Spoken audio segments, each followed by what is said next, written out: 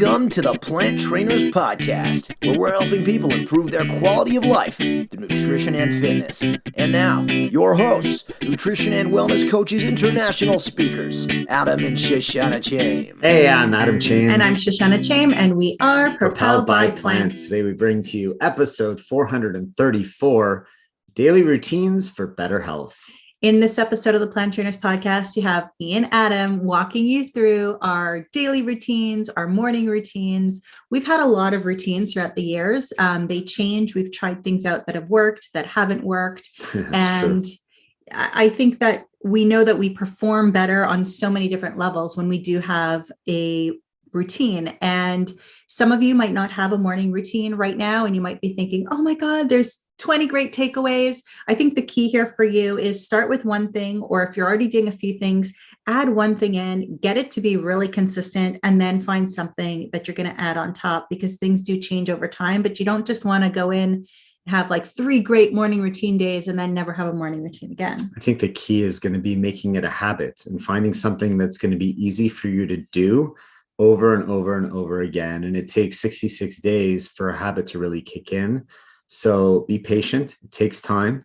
Enjoy the show, and hopefully you'll get something out of it and be able to apply it to your own life. And now for a moment of gratitude. I am grateful because I'm a Peaceful Goldfish, as you all know, has been a great success. And I just got the paperwork that number 2 is on its way. The editing process has begun. The art process has begun. So I'm just super, super grateful to be bringing another book into this world. That's very exciting. Congratulations. Thank you. I'm very grateful for the growth and watching you go through that whole process and getting it to work for you. But I'm also grateful for the growth that I've been going through in just general. I've been off running for a while, getting back into it now. And my friends, it's a process. It's always a process. So whatever level you're at, even though I'm a 2-time Ironman runner and racer, it doesn't mean that I don't need to take breaks. I need to take stop breaks, and then it's just a process getting restarted. So I'm grateful for that reminder. You know how I knew that you were getting back into running? I got a text saying, hey, want to do the Chile half marathon with me? Did I even answer you? Yeah, you said, I'm not sure that I really am ready for a half, maybe a shorter one. I kind of like the shorter ones. Well, I would have done, no, I asked if there's a 10K. And you said yes, a different day. So I did ask, because a 10K would be pushing me, but a half marathon, I didn't enjoy it last time. I don't think that I have to enjoy it or want to do it again. You do need to enjoy it to be able to want to do it. So that makes complete sense. Right.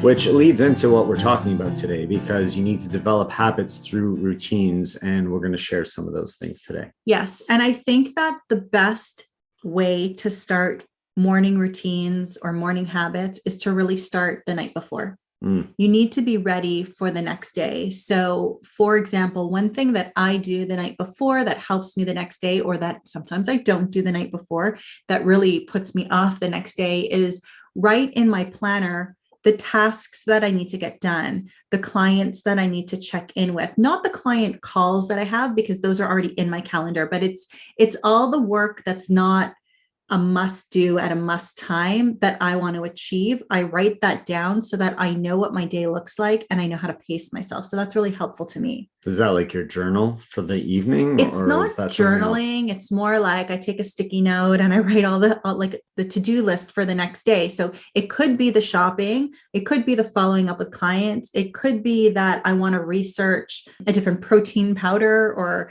look for new podcast guests, different things that I want to achieve. Just setting up your schedule for the next day so that you don't wake up in the morning saying, oh, what do I have to do today? Exactly. Because if I don't know what to do, I will find 100 other things what to do. Yeah, I do that with my clothes. It's like super simple. Like take your clothes out the night before so that when you wake up and you're half asleep and you don't know what to put on, you don't even have to think about it. It's already there for you. Yeah. So I usually go to bed after Adam, and very rarely do I not see clothes on the bathroom, either on the floor, clean part of the floor, or over the bathtub where Adam's clothes are not ready. And if they're not there, and it's only happened once or twice, I wake up in the morning, I'm like, what happened here? I went to work with no clothes on. The emperor's new clothes. Another thing that you can do is for your meals. So have a nighttime schedule of either preparing your meals or knowing which meals you're going to be taking throughout the rest of the next day so that you can be ready and that can be in routine as well. If you're someone who takes your food to work or to school, having it set up the night before always saves time in the morning and makes it, again, takes the guesswork out of it. You just grab and go kind of thing. Yeah. So if you check out our Instagram, you'll often see usually like Saturday, Sunday, Monday, a whole bunch of meal preps that we've sometimes done. So the week that we happen to be recording this, you may have seen oatmeal bowls lined up or smoothie bags, or maybe I did take a picture of it. All the stews, I made a stew and I individualized it so that Adam, when he leaves the house in the morning, he could take it. And muffins are big. You're very good at preparing that food, which makes my life way easier. And I just grab and go, and it's super helpful. Awesome. So another thing that helps for the next day is a nighttime routine for your sleep. And the idea behind that is if you get a better sleep, you will wake up more rested, you will be more productive, your mind will be clear. So having a bedtime routine, like washing your face or smelling some scents that you like, or taking a specific supplement. I mean, we take our cellular supplement every night. And sometimes if I know I need to sleep better, I'll take more. Having a special exfoliant or something that you like all over your face, or massaging pressure points. Those are some things that are good to do before bed so that you get a good nighttime sleep. I don't really have many sleep routines. I'm not good at that part. So, but you're really good at just getting into bed and going to sleep too. Well, I'm tired. I get up early and it's like play hard and it's time to sleep hard. And I don't know, crash. Yeah. I don't know. Maybe it's a woman or a man thing. Maybe it's a preference thing. Yeah. But no, for me, I don't think it's a woman or man thing. I think it's just, it definitely helps people if they need to wind down, finding a way to bring yourself down. I mean, there are times where my mind is racing at night and I do need to do something to stop it.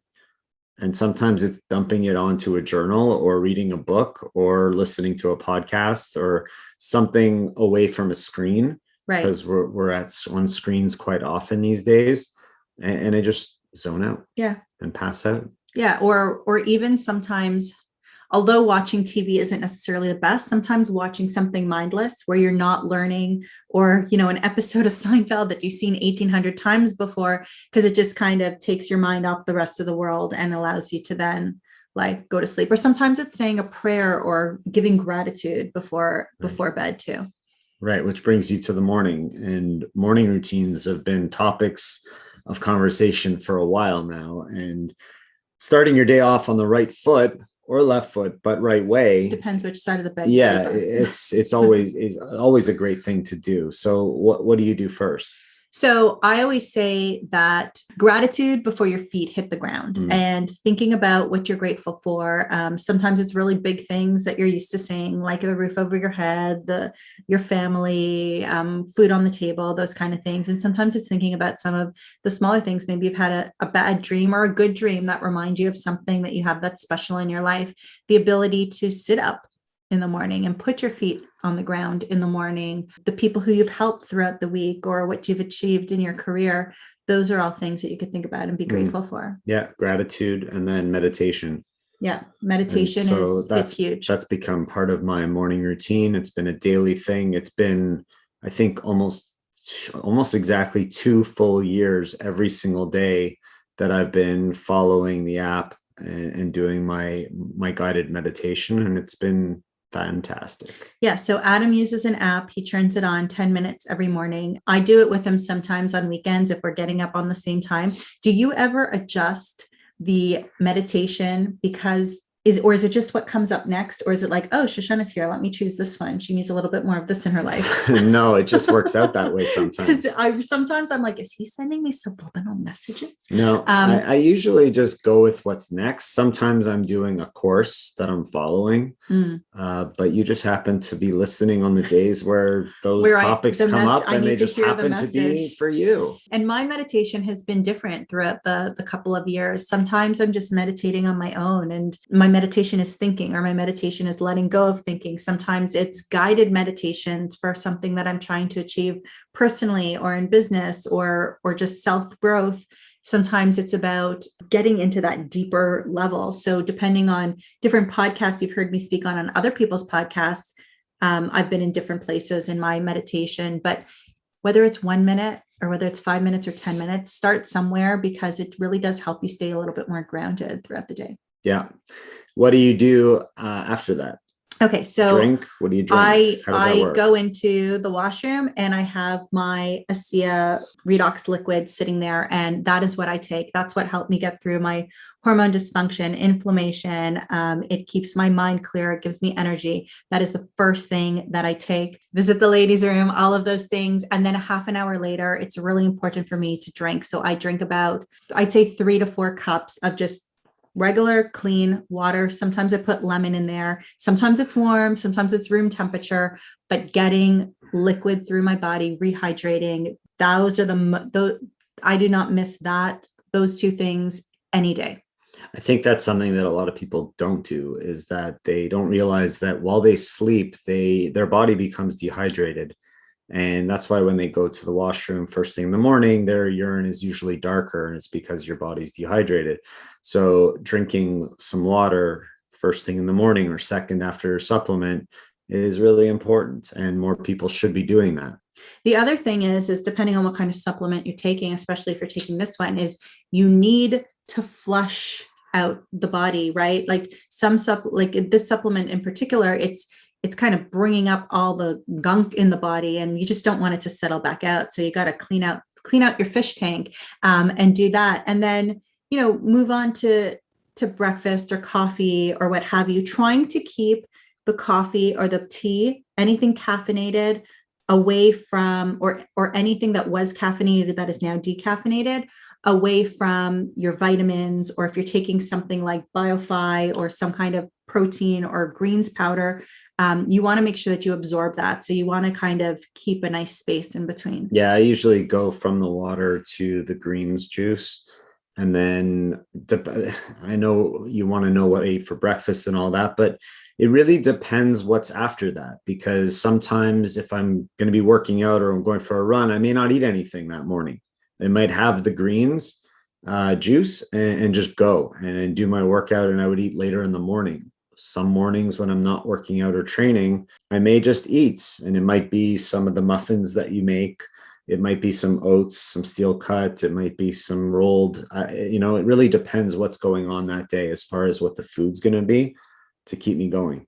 So some of these things that we've mentioned, like the redox supplement or the vitamins that we take, if you want to know more about those, reach out at info@planttrainers.com. If you want info on the BioFi, it'll be down in the show notes, where you can get a discount as well. The kids take the redox, they drink their water, and they have their supplements as well, and along with their breakfast. You mentioned the supplements. So I do take the multivitamin, and I do take the D and the B12, which kids do also, right? Right. And then we also take it like a little bit of an anti-inflammatory turmeric mushroom based blend as well. The kids don't take that one, but they do take the same multivitamin. And, if you listen to us 7 years ago, we were like, oh, we don't take vitamins. We don't need vitamins. But what we've learned from so many guests over the years is that the food is depleted of nutrients. The soil is depleted of nutrients. So if you look up broccoli and how much calcium, how much iron you're getting from broccoli online,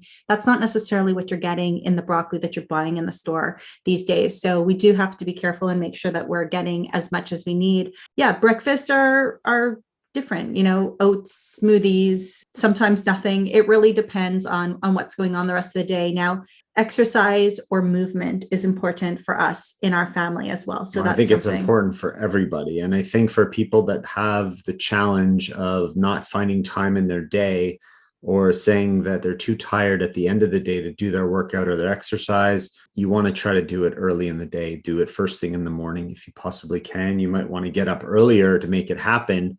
And I got to tell you, it makes such a big difference in your productivity, in your overall performance throughout your day. Just getting that blood flowing, the oxygen circulating, And really moving your body makes such a huge difference, especially since so many of us are sitting so much more these days. We're sitting so much more. So if We're you sitting are, right now. if you, like Adam said, put it into your morning routine if you can, or you can look at your day. So I took the car today to get serviced. It hadn't been serviced for a while. So I knew that I was going to have 30 to 45 minutes to kill. And my day was a little bit, I didn't need to do any serious exercise. So I walked throughout that time. Or there are certain meetings where I don't need to show up professional. So I get on the treadmill or I get on the bike and I bike or walk through them, or I will do little exercises in between meetings, standing at my desk and kind of stretch it out. So there's different ways to create movement or create exercise in your day. You just have to find the routine that works for you. It's not going to be necessarily the routine that works for us. Great. I think we should talk about the kids a little bit, because there are listeners who have kids, and we do have them do some work around the house. Not that they're working, but they're part of the family. So there's expectations that they're contributing. So what are some of the morning things that they contribute with? Right. So we've made chores a routine for the family, for the kids as well. So it is routine for them to wake up in the morning, and when they come downstairs into the kitchen, the first thing that they do is they empty the dishwasher. She is in charge of the cutlery and he is in charge of the dishes, and whatever he doesn't know or whatever he just knows, he leaves on the counter. If there's anything plastic, it's still wet. So he knows what to do with everything, and then she knows what to do with everything and anything left over. So that's part of their morning routine. The other thing that is routine for them is to do their laundry after their volleyball on the weekend. So they have their clothes from the week, they have their volleyball that they wore, and then they go and they have everything washed so that everything's ready for the next week. And that's routine as well. Sometimes they need reminders, switch it to the dryer. Sometimes they need reminders, go put it away, or they bring it upstairs and they need a reminder to actually put it in their drawer. But they're responsible for it, and we're working on it. And all of that, the dishwasher and the laundry, takes away from some of the responsibility we have in the house, which gives us more time for some of these other things that we're talking about. And you're saying, how do you have time for all this? It's training and it's routine throughout the day. What do they do? I'm not here during the week when they get up and go to school. So what does that look like in the morning when they're preparing their lunch, their clothes? How does it all work around the house?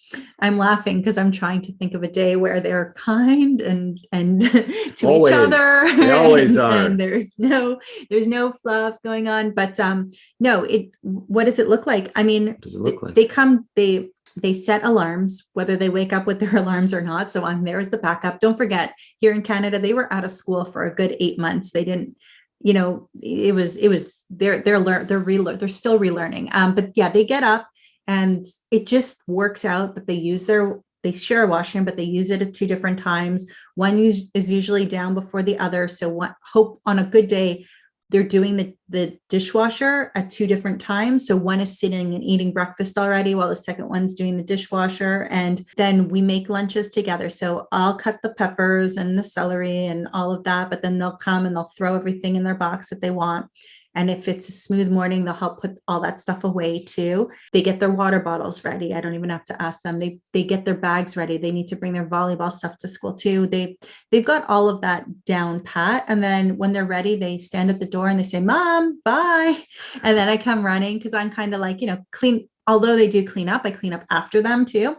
And that's the morning. And then I take another 10, 15 minutes to finish up the kitchen and drink my coffee and kind of just relax for a couple of minutes after that whole part of the day is done. And then the workday begins. And the workday does begin. It does. Yeah. And then the workday goes. And like we talked about, we have food prepared. So often that's what we're eating. Sometimes we're making something else. And then after school routine, again, the kids come home, they empty their lunch boxes, and then we get into dinner, and dinner is kind of a routine as well. It's come down to most days of the week, we're eating the same thing every week on that day. So every Tuesday is like taco burrito night. Every Thursday is like pizza night, that kind of stuff. So we have that in a routine too, which really helps take away some of the thinking. Yeah. And we set the table and they clean up and you make the food, because you're so good at it lately. But it's all good at it. No, and then we spend time together. We sit down and eat dinner together. And I think that's a really important part of the day, to be able to take some time and sit down and have a conversation with the family about how the day went. And I think so I was on the phone with an educator this morning who's starting her own school. And what she was saying is that children's IQs have dropped dramatically over the last decade or so. And I think part of that is because kids are not coming home and having conversations with adults, older family members, parents, caretakers at the end of the day. Some people are working 3 jobs just to make ends tofu. Some people are driving different kids to different programs on different days, and we're giving our children opportunity in terms of programming. But what we're still doing is taking away from that conversational piece and that learning opportunity. And that's how you stay close with your kids. That's how you have continued trust, so that your kids can confide in you, so that they can think about you when they're making decisions, and, kind of you can be a little voice in their ear. So I think that it's really important to at least have 1, 2, 3 days a week where you're sitting down as a family all together and talking, not watching TV and not on your phones. And it makes a big difference as far as the relationship goes within the family. Everybody just feels more comfortable talking to each other after you get through that routine, and everyone knows what's going on. It's really a positive thing for the relationship for everyone. Yeah. And then, if Adam and I need to do a little bit of work at the end of the evening, we'll do that and then kind of hop back into that nighttime routine of preparing for the next day. And we do it all getting over into again. Bed and we Clothes do it go all out and we go to bed. Yeah. And, there are definitely things that we use in our day or in our week to make things easier, right? Like there are a couple of, we've been Evergourmet as a delivery service. So we've been kind of, playing around with them and using that once a week. So that takes the pressure off me. There are a couple of breakfast things that we do that are really clean and easy. And we could link to some of those things in the show notes of planttrainers.com. But you've also got to and we love that you guys trust us and that, that the products that we use are products that we would use at home with our families, but you've got to find what works for you as well. Not everything that works for us will work for you. So find the ways that are easy to get what you need, but make things a little bit easier so that it frees up some time, or wake up a little bit earlier so that you can go ahead and put a little bit more of these things into your routine, but one thing at a time.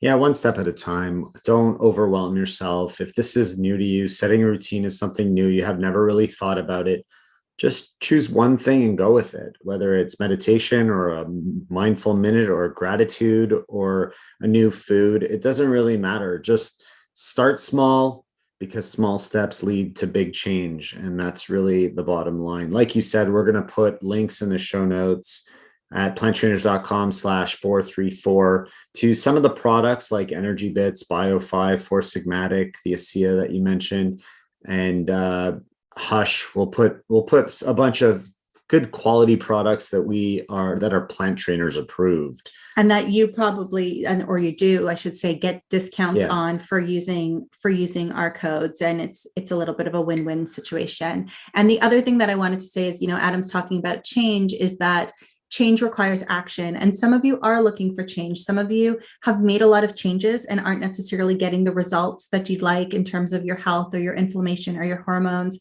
So if you're someone who is looking for change, if you're someone that's looking to improve your quality of life and you're willing to take action, I'm going to offer you a 20-minute free consultation. So for the first 5 people that email us at info@planttrainers.com, we'll reply with a link to my scheduler, and let's get on the phone and let's see how we can create some change in 20 minutes. Oh, that's very nice of you.